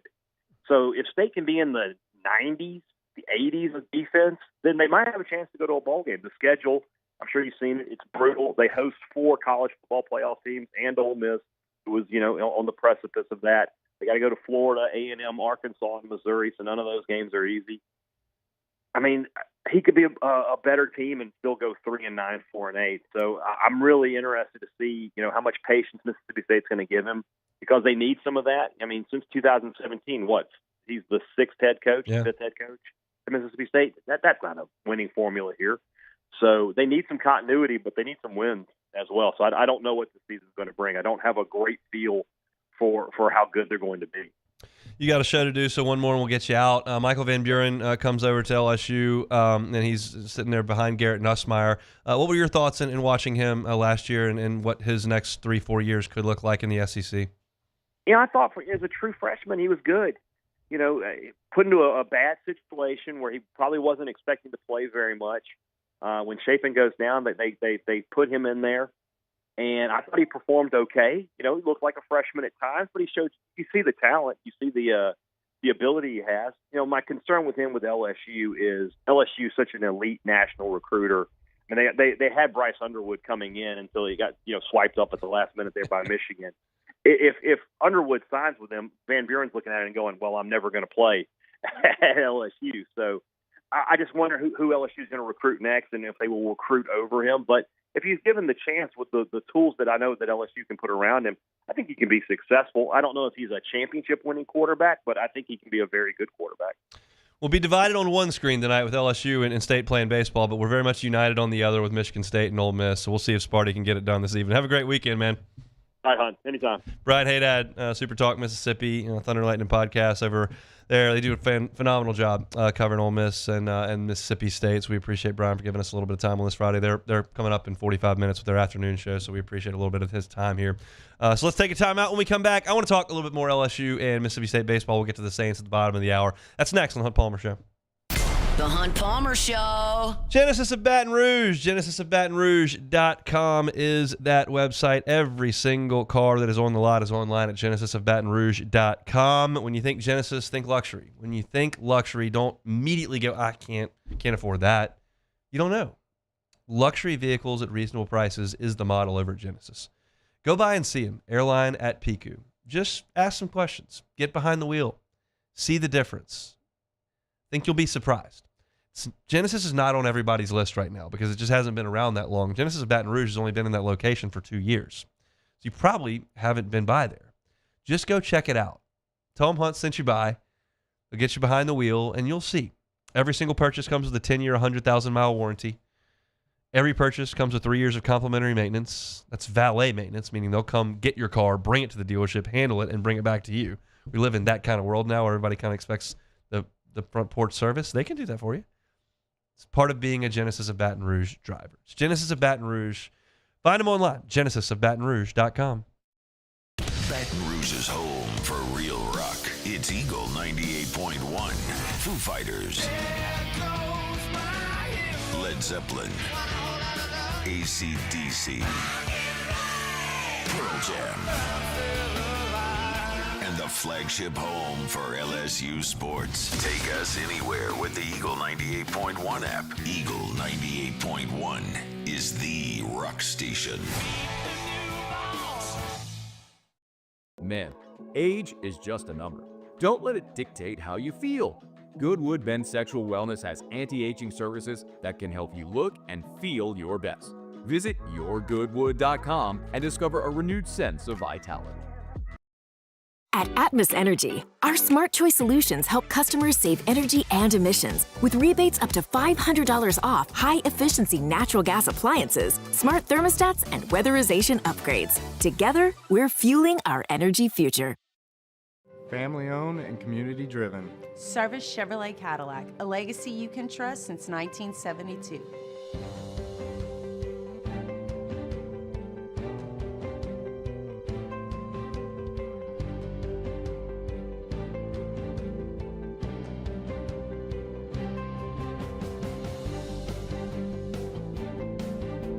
Service Chevrolet Cadillac, our family serving your family. For over 50 years. Jerry and Benny Payne began Central Plumbing Company out of their driveway in Tanglewood subdivision. 50 years later and 4 generations down the road, we continue to serve Baton Rouge and the surrounding areas for all of their plumbing needs. Residential, commercial, industrial, or hospitality, Central Plumbing is here 24/7, 365. We want to thank our customers, family, and friends for 50 years of success. And looking forward to 50 more. At Auctioner, we know healing is a team sport. That's why we've partnered with world-renowned orthopedic surgeon Dr. James Andrews to create the Auctioner Andrews Orthopedics and Sports Medicine Institute. Whether you're a professional athlete or a weekend warrior, our team of specialists are dedicated to getting you back in the game.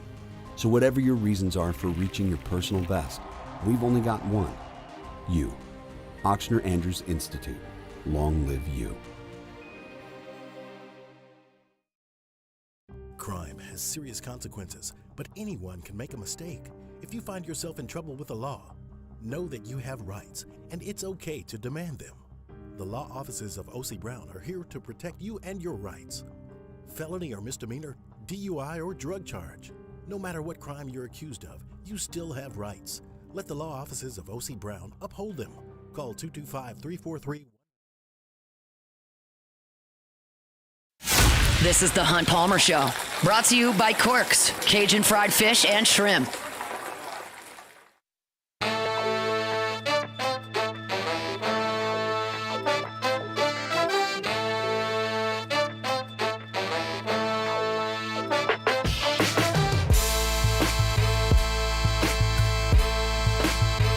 All right, LSU and Mississippi State tonight at 6:30.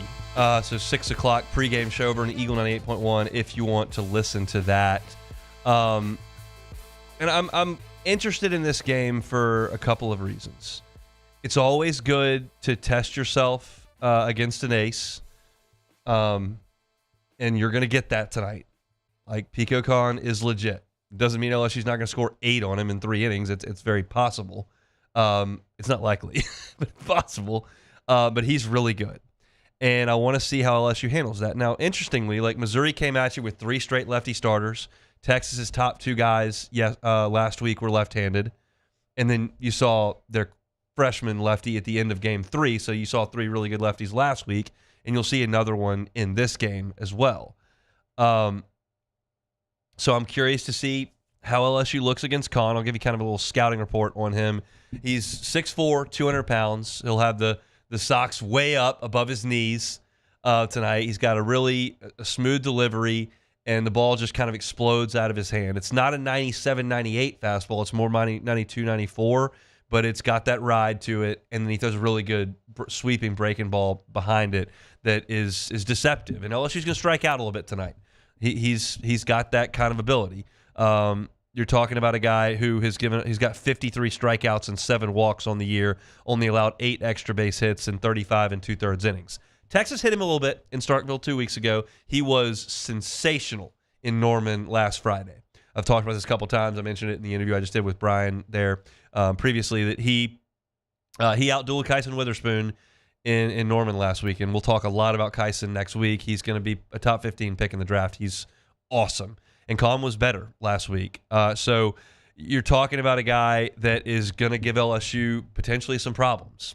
And I'd like to see LSU work counts and drive that pitch count up. Now, when I say that, you have to understand that you can't just work counts on everybody. It takes really good hitters to do it. Now, LSU's got really good hitters, But, like, you can't just constantly take first pitch strikes, take a second strike, and hit from 1-2 all night. You'll be a disaster. You can go up there with the intention of working some counts, but if he's hitting the zone, you may have to be aggressive and hit some pitches in the zone early in counts to get some base runners, maybe get some runs, and drive the pitch count up that way. But it's easier said than done. It's going to take a really good effort from LSU tonight. So curious to see how you handle that. From LSU's perspective, I gave you kind of an outline of how many innings I'd like to see each main pitcher go for LSU. And that started with Cade Anderson going 6 innings. Well, he went 4 1/3 last night. So you were 5 outs short there from him. However, Zach Cowan, I had him cooped up there with Case and Evans getting 15, and Cowan went out there and got 12 last night. And Evans is going to potentially, hopefully, get more than 3. So those two are gonna bite off a little more sizable a chunk. But part of this equation that I gave you yesterday, and this was just me kind of spitballing and kind of seeing where the weekend went, inning by inning, but I wanted Anthony Ianson and Chase Shores to get 27 total outs. That's 9 innings. And I think that's reasonable. I think it's reasonable for Ianson to go 5 and Shores to go 4. I'm not asking them both to go 7.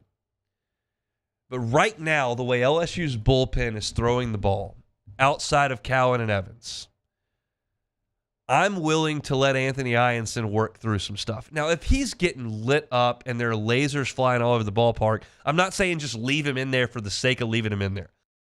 No, you have to have a feel for the game and when you really need to get somebody out of there. And if one guy's got a double and a 2-run homer off the scoreboard and he's coming up with 2 men on base and 1 out in the third, and you're down 6, you don't need to put Ianson. I'm not saying just go eat innings, get it done.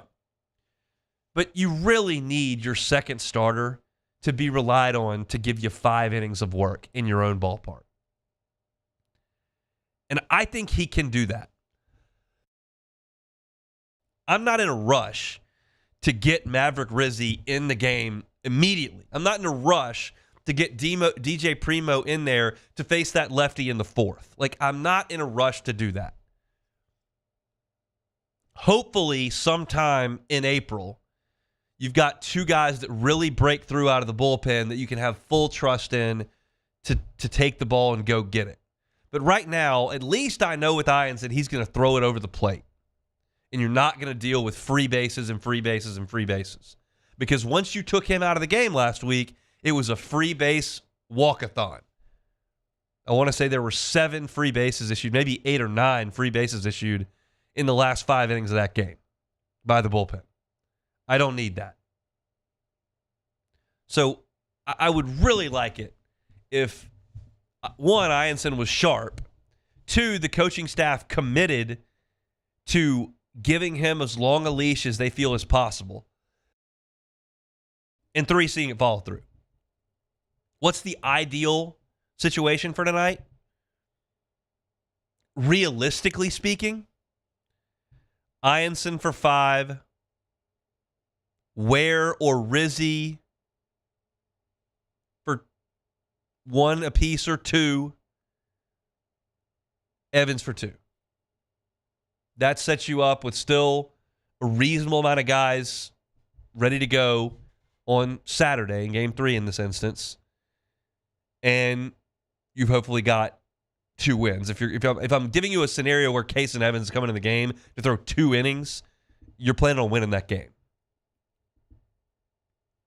I know that you've got to get more from Schmidt. You've got to get more from Rizzi. You've got to get more from Ware. But we're starting where we're starting. We're starting with Anthony Ianson on the mound needs to go deeper into games. There are college baseball teams that have been put together that can deal with their starting pitching after the ace going 2 2/3. Like last year, Tennessee didn't really have a weekend rotation. They just kind of went with this guy to open, and then they'd bring this guy in. And there were some guys that had been there for a long time, and they just kind of cobbled it together. And you can do that if you got 5 bullpen guys you trust almost every time they're out there to go get 7 or 8 outs. Right now, LSU's not there. And so I need the starters to help them out. I'm going to come back on Monday, and I'll be sure to give you the out count of what I've laid out and what actually happened, and then we'll talk about why it did or didn't work and why my idea was good or stupid. I'm perfectly willing to come on here and do that. But I don't find it sustainable the way that LSU's bullpen is pitching right now to keep hooking starters in the 4th. And especially not doing that once Anderson has only gone 4 1/3 and you've thrown Cowan for 4 innings on Friday. Now it's even more important because my model has got Anderson going 6. He went 4 1/3. So you've slanted even further in the direction of we need more innings from more people. So hopefully that's the case in the ball game tonight. If LSU can win this game, man, are you sitting pretty. You're in really good shape. You lose this game tonight, which, they've got a better pitcher going than you based on how they've performed through 6 weeks of baseball. That's not arguable. Pico Khan has been better than Anthony Ianson for 6 weeks. But if you can win this game tonight with your lineup, driving up the pitch count on an ace and getting him out of the game and working on the state bullpen, getting a win at home, you should be in an advantage spot tomorrow. But you win the series if you win tonight. You can put some gravy on that tomorrow and really have put yourself in primo position after 3 weeks of SEC play. You lose tonight, you're going out there tomorrow with another rubber game on and the opportunity to have lost 2 weekends in a row. It's a big swing game. All these games are vital. And it's why in the game last night, I was so adamant that, you leave Cowan out there, you nail that thing down. Now, one thing that I wanted to talk about that I teased in the first hour that I've left for the back end of this segment here is this 1st and 3rd play that LSU is running, where they have runners on 1st and 3rd with 2 out, and they steal their runner from 1st, and he basically stops to give himself up in the hopes that you get a throw down a second and you can steal home. Now, let's be clear. It worked in Austin, and it worked last night after video review. He was initially called out, Brown was, and they went to the monitor and changed it. I don't like where they're running that play. That play, to me, is for when you've got a 2-run lead in the bottom of the 8th, and you just want to make sure you get that 3rd run, you go give a guy up and take that run. When you're losing, which LSU was down 5 or 6 with Ethan Fry at the plate on Sunday of last week, and they ran that play, and they got the run home, but you got 1 run, you gave up an out. I'd like to see if Ethan Fry can't run one out of the yard for a 3-run homer instead of just taking 1 run and giving up an out. Last night, when it happened, you were down 3-0 in the second. Now, that's really early, and 1 run when you're down 3-0 is a good thing. But you've got Reeves at the plate, not a dominant pitcher on the mound, and State could have, 1, turned around and tagged Hernandez, who stole, and gotten the out, and you'd have been out with no run, and 2, almost threw him out at the plate. I don't like when you're down running that play. I understand you're trying to steal a run. You're making sure you get 1 there as opposed to you got 2 outs. You don't get a hit there. You don't get anything. But that play, to me, should be run when you're leading. I don't like running it when you're trailing. It's better to run it trailing in the 2nd than it is – it was the 2nd last night. No. Yeah, 2nd last night than it is in the 8th. But they've now really made a habit of going to this play. They're doing it a lot. And, again, it did work last night. So this is not some sort of hindsight 2020 thing about, we got thrown out. They scored a run. But as good as LSU's offense is and as much pop is in some of these bats, you're always doing this with 2 runners on base. A double, and you score 2 runs and have a runner in scoring position. A homer, you've got 3 runs. A single, you've got the run that you just stole, and you've got 2 guys on base. You can continue the inning. I don't really need to continue the inning if I've got a 2-run lead and I just use that to steal a 3rd run. That's fine. I like that. Trailing, giving up an out, and limiting yourself to 1 run with 2 guys on base, that's not my favorite move. I get it. You're trying to chip away. It's early in the game. Make sure you get a run. Don't strand two guys on base. I'd let LSU's lineup hit. If LSU couldn't hit a lick, and I felt like it was the only way that I could get a run home, this was 2012 and the bats were BB core and LSU was not a great team. They won the SEC that year. I shouldn't say that they lost to Stony Brook. That was in my head. But that's, well, okay, maybe we try to steal a run there because you got some guys on base, don't want to squander it. Not this team. Let them swing it.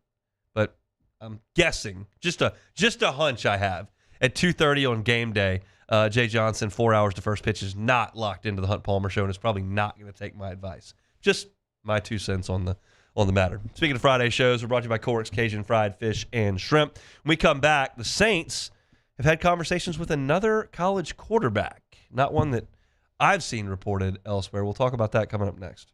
The Hunt Palmer Show.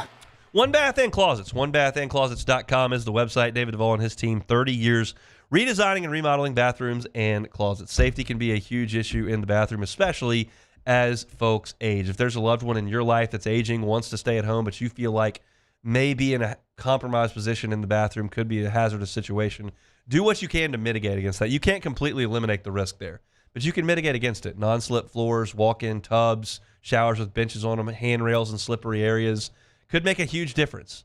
It's something that David Duvall and his team do all the time. If that's something you might be interested in looking for a loved one in your life, then go to OneBathAndClosets.com and get the free consultation today. David Duvall and his team are going to do it right the first time and leave the competition behind. None of this, get the job done, cut some corners, get to the next job, and 2 weeks later, yeah, we see that's not right. They'll come back and fix it. Nope, they get it right done the first time. Get the job done right the first time and leave the competition behind. It's One Bath and Closets. You can find them online at OneBathAndClosets.com. There it is, the extra mile, on the border of expected and extraordinary for those willing to go further, like vans customized for work or play, with safety and tech to keep you connected, supported by a 5-star sales, service, and finance team, and backed by the 1-star you know. So go the extra mile. It's never crowded, because so few have what it takes to go there. Mercedes-Benz Vans. It's not just a game, it's a religion. You've got your team colors, team swag, and now your very own website. LouisianaSports.net. Everything LSU, Saints, and Pelicans. Sports on demand. In-depth coverage by sports writing pros with continuously updated news. And with the LouisianaSports.net newsletter, you get pinged directly with top trending stories. Best of all, now and always, no paywall. It's free. LouisianaSports.net. Powered by 104.5 ESPN Baton Rouge. Your home for Louisiana sports. ED, low T, or simply seeking to optimize your health and performance? Goodwood Men's Sexual Wellness offers a range of discreet services to address your specific needs. We empower men to reclaim their health and confidence. Visit yourgoodwood.com. Family owned and community driven. Service Chevrolet Cadillac, a legacy you can trust since 1972.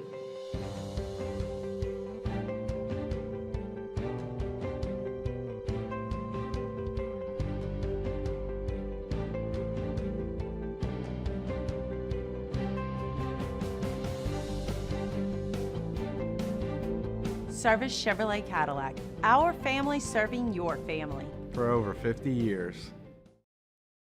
Jerry and Benny Payne began Central Plumbing Company out of their driveway in Tanglewood Subdivision. 50 years later and 4 generations down the road, we continue to serve Baton Rouge and the surrounding areas for all of their plumbing needs. Residential, commercial, industrial, or hospitality, Central Plumbing is here 24/7, 365. We want to thank our customers, family, and friends for 50 years of success. And looking forward to 50 more. At Auctioner, we know healing is a team sport. That's why we've partnered with world-renowned orthopedic surgeon Dr. James Andrews to create the Auctioner Andrews Orthopedics and Sports Medicine Institute. Whether you're a professional athlete or a weekend warrior, our team of specialists are dedicated to getting you back in the game. So whatever your reasons are for reaching your personal best, we've only got one: you. Auctioner Andrews Institute. Long live you. Crime has serious consequences, but anyone can make a mistake. If you find yourself in trouble with the law, know that you have rights, and it's okay to demand them. You're listening to The Hun Palmer Show, brought to you by Corks, Cajun fried fish and shrimp.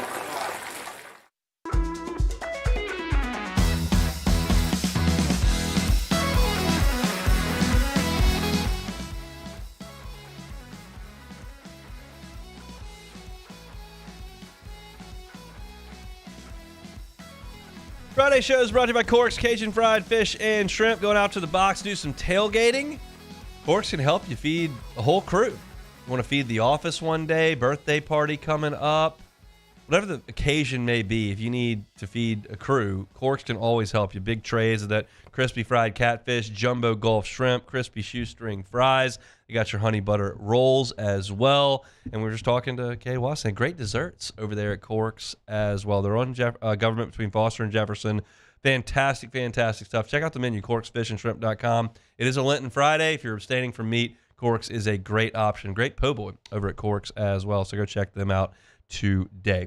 All right, a lot of draft chatter surrounding the New Orleans Saints, and we'll certainly continue with that. I was surfing through the interwebs earlier today and saw this report from NFL Network, Mike Garafolo. I'll let you hear him talk about the Saints' interest potentially in Syracuse quarterback Kyle McCord. Yeah, what you see on your screen there, the Saints held a private workout today with Kyle McCord up there in Syracuse, a guy who led the nation, has got a really strong arm, and has impressed some folks throughout the draft process. His meetings have been really good as well. So you got the Saints up there with Scott Tolzien taking a deep look at Kyle McCord, who could be, a day 2 into day 3 type of guy, depending on how this draft process goes. He's got some other visits with teams coming up, so there is significant interest in Kyle McCord. These private workouts are so important, though, because you get a chance to really kind of dictate what you want to see a guy do, and you get to see it up close and personal. So the Saints taking a close look at Kyle McCord, led the nation in passing last year for Syracuse. He didn't just lead the nation in passing for Syracuse. He led the nation in passing by 36 yards over Cam Ward per game. That's a lot. You're talking about a guy who threw for 4,779 yards. That is 466 more than Cam Ward threw for. So he was incredibly productive in his season at Syracuse last year. For those that aren't familiar, I think most of you probably are, Kyle McCord was Ohio State's starting quarterback the year previous. He threw for 3,100 yards and 24 touchdowns, and Ohio State kind of kicked him to the curb. Now, it worked out for them. They went and got Will Howard, and they won a national championship.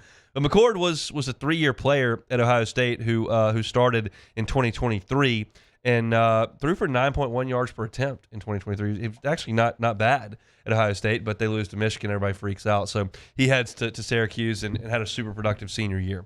McCord is 6'3", 210 pounds. It was a big-time recruit when he signed with Ohio State. And I'll say the same thing about Kyle McCord that I kind of said when we've discussed other quarterbacks like Quinn Ewers that you might see, as Mike Garafolo said, there on day 2 or day 3. I'm all in. This is not a guy that's short on tools. This is not a guy that's short on snaps. This is a guy that could be a legit NFL quarterback. And he may not be. But I'm willing to take that risk in the 4th, 5th, 6th, 7th round. I'm not willing to take that risk with Jackson Dart at 9. It's the same thing I gave you with Quinn Ewers, but these names are fairly synonymous, down to the fact that they transfer from Ohio State. They're both got physical size. They both played a lot of football. They both were very productive. Neither is considered a top 10, top 20, top 30 draft pick. But I'm all for the Saints taking a shot at somebody down the line that you might hit the Powerball on. And you can't win the Powerball if you don't buy a ticket. I'm not telling the Saints to buy a Powerball ticket in the first round. Those are expensive purchases. You need to make sure those are functional. Let's go ahead and lay the foundation with the 9th pick. Let's put the roof over the house in the 9th pick. You want to put the luxuries in. Maybe it works out, maybe it doesn't. swimming pool can be a big hassle, or it can be your favorite thing in the house. Let's do that in the back end of the draft, okay? You got to do surefire stuff at dime. 4th round, Kyle McCord, Syracuse, nation's leading passer, former top 100 recruit, 6'3", 210, 10th in the Heisman voting. Yeah, I'm in. I think that's a great idea. You bring him in, you compete with Haener. More importantly, you compete with Rattler. You let Derek Carr finish out this career this year, and then maybe you've got a guy. I'm all for that line of thinking. I just can't get behind, one, ditching a ton of draft picks to move up because you got so many holes on the roster, or two, taking a flyer on a quarterback early in the draft. Not first round, not second round. You need impact starters. And let's be frank about, one, quarterback picks, and two, 3rd, 4th, 5th, 6th round picks. Like, the odds of hitting on that are not great. So let's avoid that. Let's avoid that risk. The Saints are not in a risk-prone place in their organization right now. They're in a risk-averse place. You can be very, very heavy on risk if your roster looks like Philly's. You can really risk things if you've got Patrick Mahomes at quarterback like they do in Kansas City. Same thing goes for Buffalo. You cannot take on a lot of risk if your roster looks like New Orleans' does. And Kyle McCord is a risk, but you can plug that way back in this 5th or 6th round. Now, I don't want to take a quarterback just to take one. That's not what I'm talking about. I don't need you taking one just to take one. You need to have done your homework and feel like there's a real chance that he's not a backup quarterback. You take a quarterback in this draft, you need to believe that he can be your starting quarterback one day. Not in September, but one day. When you got the Breeze era, you're kind of taking a quarterback, okay, he can back Drew up, maybe an asset. You got a backup quarterback, okay, it's fine. When you take a quarterback right now, you have to fully have conviction that he's the eventual starter in your organization.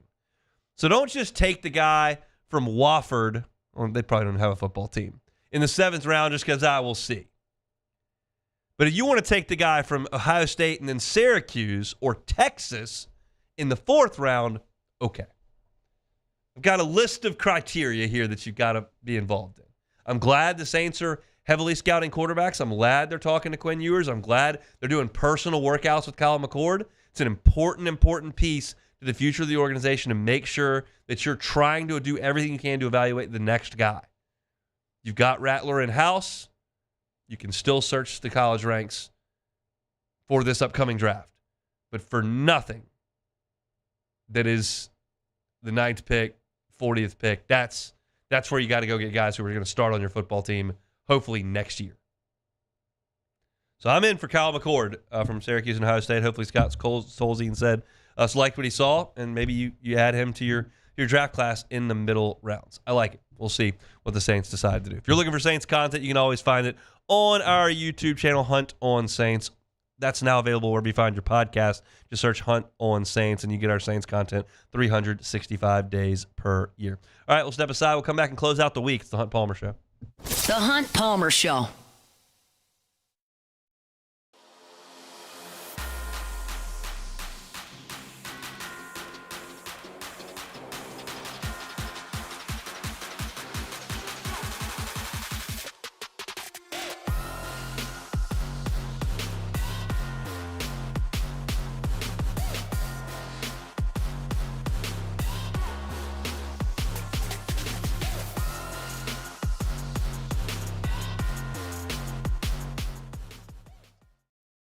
Family owned and community driven. Service Chevrolet Cadillac, a legacy you can trust since 1972.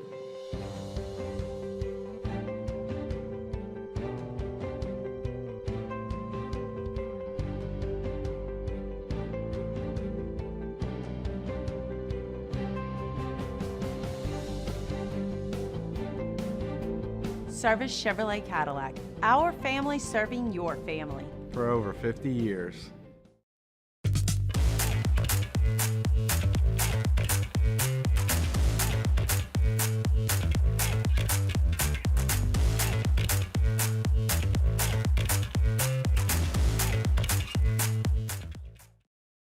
ED, low T, or simply seeking to optimize your health and performance? Goodwood Men's Sexual Wellness offers a range of discreet services to address your specific needs. We empower men to reclaim their health and confidence. Visit yourgoodwood.com. Jerry and Benny Payne began Central Plumbing Company out of their driveway in Tanglewood subdivision. 50 years later and 4 generations down the road, we continue to serve Baton Rouge and the surrounding areas for all of their plumbing needs. Residential, commercial, industrial, or hospitality, Central Plumbing is here 24/7, 365. We want to thank our customers, family, and friends for 50 years of success. And looking forward to 50 more. At Auctioner, we know healing is a team sport. That's why we've partnered with world-renowned orthopedic surgeon Dr. James Andrews to create the Auctioner Andrews Orthopedics and Sports Medicine Institute. Whether you're a professional athlete or a weekend warrior, our team of specialists are dedicated to getting you back in the game. So whatever your reasons are for reaching your personal best, we've only got one: you. Auctioner Andrews Institute. Long live you. Crime has serious consequences, but anyone can make a mistake.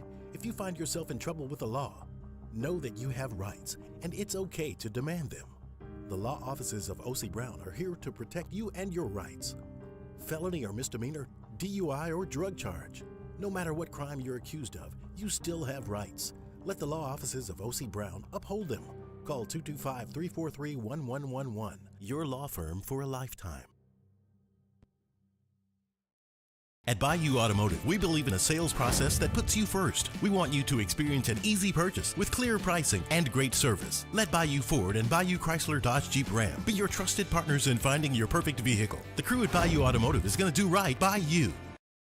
Gulf Coast Bank and Trust is giving our customers the power to bank anywhere, anytime during this challenging event.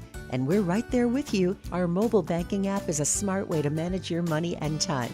Gulf Coast Bank and Trust, the bank that cares about you.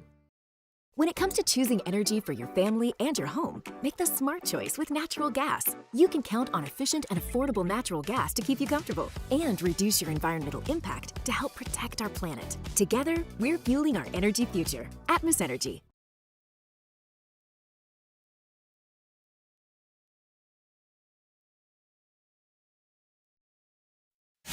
This is the Hunt Palmer Show, brought to you by Corks, Cajun fried fish and shrimp.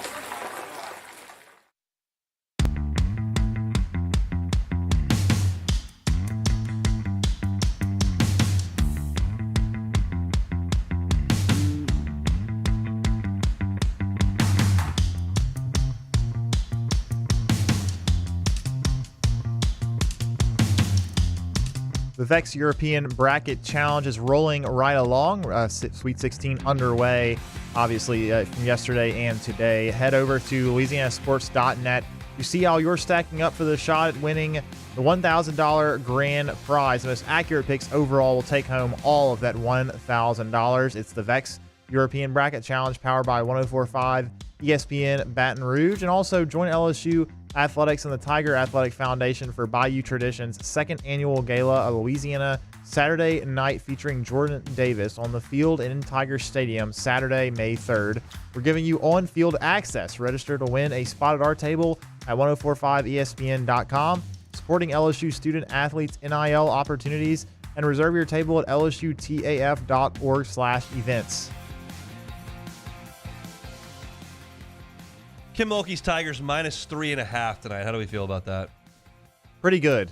They played them earlier in the year and beat them pretty handily. I know this is obviously two different teams from where they were at that point early in the season, but they've been playing their best basketball, I think. So I like 3.5 easily. I'm looking at some scores from NC State. Like they played Duke, who's ranked. They scored 62 and lost. They played UNC, who's ranked, scored 66 and won. Played Georgia Tech, scored 73. Now, they did score 95. They scored 104 on Notre Dame, yes, which is impressive. That is. And so they scored 83 on Michigan State, the 7 seeds. It's not like they can't score at all, but like LSU's offense right now is just humming. Like they're just dumping points on folks, and hopefully that continues. I feel like You've gotten 4 more days for Flaugier to kind of quote unquote rest. I don't know how much rest you get when you're flying to Spokane, Washington from Baton Rouge, Louisiana, but like you're not on your foot. So that was a concern when you have to sit and you're in a walking boot 2 weeks before the tournament starts. I feel like that's lessened now. It's just it's a fickle thing, the NCAA tournament. You can be one team all year and then you can show up and for 40 minutes not have your best stuff, or you can do what like Bama did last night where you just show up and you got everything in your bag. Like LSU showed up in the national championship game a couple years ago and they just had everything. They had everything.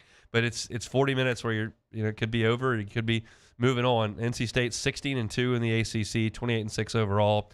I like the Tigers tonight, but I can't promise to tell you that I've watched a lot of NC State women's hoops this year. So I'm just hopeful that they go out there and win and see if they can continue this thing rolling up there in Spokane. 6:30 start time, our time, which is actually 4:30 out west. But that's better than playing at 9:40 at night or whatever. That's for the birds. So hopefully Kim Mulkey and her crew can get it done. We'll talk about it on Monday.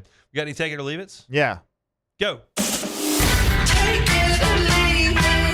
Take it or leave it. Take it or leave it. Today's hottest stories in sports, news, and sometimes even Hunt's life. The question is, will he take them or leave them?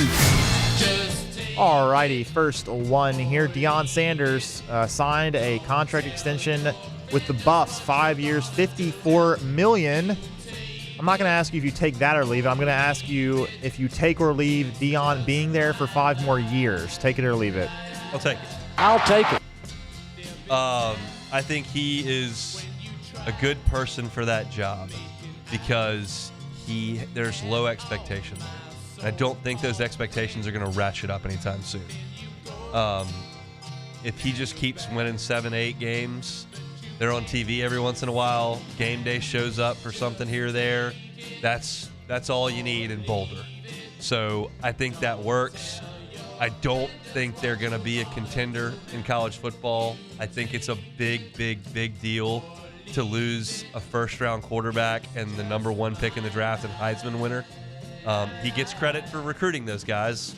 Well, he gets credit for recruiting one of them. Doesn't get any credit for recruiting Shedeur, but he gets the credit for recruiting Travis Hunter. But replacing those guys is not easy, and it's not easy at Colorado. So I think he's an 8-win coach there. I think that's a solid job, and I think he'll hang around. Yeah, I'll be very interested to see how well the team plays next year after losing Shedeur and Travis Hunter. It's going to be very, very interesting to me how they can how he can piece together talent and if he can keep recruiting big name guys. I mean, I've seen some higher level prospects that he's been in talks with. So let's see if he can continue the train there in Boulder. But last one here. Texas A&M head coach Buzz Williams apparently trying to get involved if the Maryland job comes open, according to Jeff Goodman. Buzz to the Big Ten. Take it or leave it. I mean, I'll take it. I'll take it. There's just a disconnect between Buzz and A&M's fan base. They want a little bit more. A&M's very capable of bottoming out like LSU can do here. And if they're not the wrong guy. Yes, they're not going to know what they lost if they let him go. Well, here's the exit for Buzz.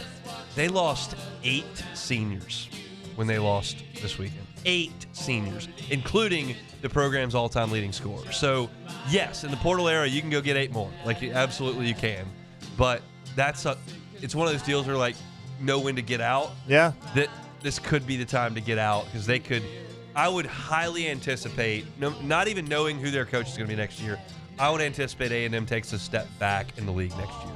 It's just natural when you lose a guy whose numbers already in the rafters from senior day, and then 7 other seniors who Obaseki and Coleman and all those guys. Like, it's just hard to replace. So Buzz may not want to restock the shelves there. They're not happy anymore going 12-6 in the league and winning a tournament game. They want to go further. I don't understand that.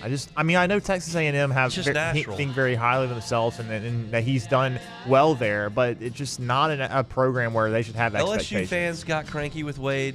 They did. He's not a good bench coach.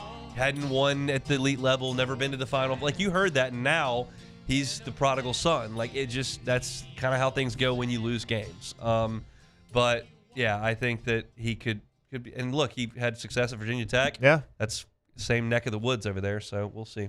All right, that's it for a Friday edition of the Hunt Palmer Show. How many games does LSU baseball win the rest of the way? For the rest of the season? Or no, just the rest of the weekend. I was going to say, I'm going to have to do some math there. I think they'll get one. So that's going to be tough. Yeah.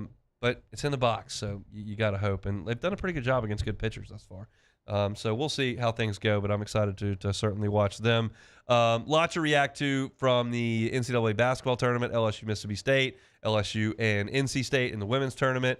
And Saints stuff as well. We'll have a lot to do coming up on Monday's show, so very much looking forward to that. If you missed any of today's show, catch it on demand wherever you find your sound. Just search Hunt Palmer Show. It's on Apple Podcasts, Spotify, Google, certainly on YouTube as well. Like, subscribe, rate, review. That helps get our content in front of as many folks as possible. Open the show today talking Game 1, LSU and Mississippi State. We had Preston Guy talking spring football. My thoughts on the Sweet 16. Brian Haydad from Sports Talk Mississippi was with us at 2 o'clock talking about Mississippi State. Also, talked a little Michael Van Buren with Brian as well. Little Saints talking hour number 2. So get all of that wherever you find your sound. That's it for us. Our Friday show is brought to you by Corks, Cajun Fried Fish and Shrimp. Matt Moscona is going to drive you home next on After Further Review. Have a wonderful, safe, and hopefully fairly dry weekend. We're back on Monday. Same time, same place. Hunt Palmer Show.